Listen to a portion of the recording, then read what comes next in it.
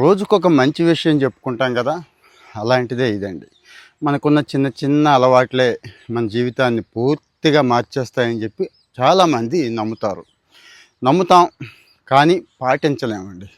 కొత్త అలవాట్లు చేసుకోవడం సుఖమండి, పాత అలవాట్లు వదులుకోవడమే కష్టం అనేవాళ్ళు కూడా ఉన్నారండి. అంటే కొత్తది తెచ్చుకోవడం కంటే పాతది వదులుకోవడం, అసలు యాక్చువల్గా అయితే చాలామందికి వదులుకోవడం చాలా తేలిక కదా అంటాం. అంటే సపోజ్ ఏదో పనికిరానిది ఉంది జేబులో, తీసి పాడేయటం తేలిక కదా. అదే ఏదైనా ఒక వస్తువు కావాలంటే వెతికి వెతికి వెతికి తెచ్చుకోవడం ఎంత కష్టం.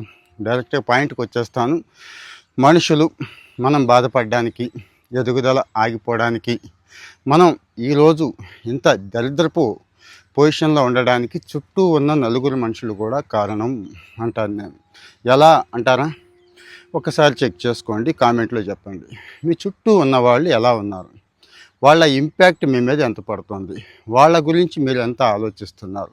ఇంకొంతమంది అయితే అడ్వాన్స్డ్గా వెళ్ళి వాడు సోషల్ మీడియాలో ఏం మాట్లాడుతున్నాడు, వాడికి ఎవడెవడు ఏం కామెంట్లు పెట్టాడు, దానికి వీడేం రిప్లై పెట్టాడు, ఆ కామెంట్ పెట్టినోడికి ఇంకా ఎవడైనా ఏమైనా కామెంట్లు పెట్టారా అంటే మీకు అర్థమైందా?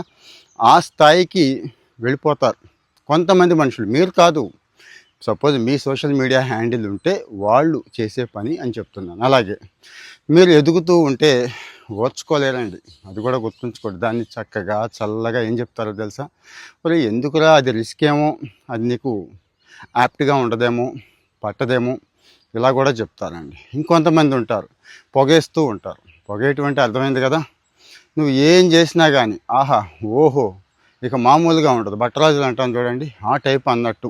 ఈ ఆహా ఓహో గాళ్ళ పరిస్థితి ఏంటి అంటే, మీ దగ్గర ఏదో ఉంది, దాన్ని కొట్టేయడానికి, అది లాగేయడానికి వాడు ట్రై చేస్తున్నాడు అనేది అర్థం చేసుకోండి. సో మరి రెండు టైపుల్లో ఏ టైప్ ఉన్నారు మీ చుట్టూ, అది ఎవరైనా కావచ్చు. గుర్తుంచుకోండి, నేను మళ్ళీ మళ్ళీ చెప్తున్నా, ఎవరైనా కావచ్చు. ఇంట్లో నుంచి స్టార్ట్ అయ్యి బయట ప్రపంచం వరకు కూడా మీ ఎదుగుదల నిజంగా కోరుకునేవాడు ఏం చేస్తాడో మీకు తెలుసు కదా. మొహం మీదే చెప్తాడండి. అంటే అరే ఈ లోపాలు ఉన్నాయి నీలో, సరి చేసుకో అని చెప్తాడు. మనకి వాడు నచ్చడు, వాడిని దూరం పెట్టేస్తాం. వాడు చెప్తాడు, ఖచ్చితంగా చెప్తాడండి, చక్కగా చెప్తాడు. ఇగో ఈ లోపాలు ఉన్నాయని చెప్తాడు. బాగుంటే ఈ ఏరియాల్లో బాగున్నావు, ఇక్కడ ట్రై చేయొచ్చు అని కూడా చెప్తాడు. కానీ మనకి ఎవరు నచ్చుతారో మీకు తెలుసు కదా, వాళ్ళని వదులుకోలేకపోతున్నామని చెప్పడం నా ఉద్దేశం. సో చాలా తేలికైన పని, ముఖ్యమైన పని. మీ చుట్టూ ఉన్న టాక్సిక్ పీపుల్ ఎవరు అనేది ముందు ఐడెంటిఫై చేయండి. ఆ తర్వాత ఒకేసారి వదిలేస్తే వాడు కూడా మిమ్మల్ని పట్టి పీడిస్తాడు. చచ్చాక కూడా దెయ్యమై పీడిస్తాడు మెల్లమెల్లగా. అది ఎలా అనేది తర్వాత రీల్లో చెప్పుకుందాం. కామెంట్లో మీ